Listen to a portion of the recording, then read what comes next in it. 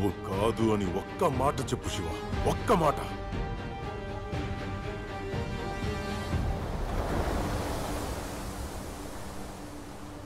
మీరిద్దరు పుట్టింది ఒకే ఇంట్లో అయినా పెరిగింది రెండు వేరే ప్రపంచాల్లో.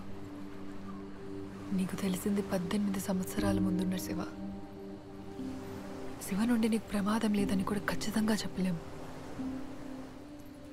నా మాట విని వెళ్ళిపో సూరి. వాడు నా అన్న. మీ ఎవ్వనికి వాని గురించి తెలియదు. ఏ ఒక్కనికి వాని గురించి మాట్లాడే అర్హత కూడా లేదు. మీ అన్న ఇక్కడ మోస్ట్ వాంటెడ్ క్రిమినల్, స్మగ్లర్. చిన్నప్పుడే మీ నాన్నని చంపి పారిపోయాడు. నీకు దేవుడు అవ్వచ్చేమో కానీ నిజానికి రాక్షసుడు మీ అన్న.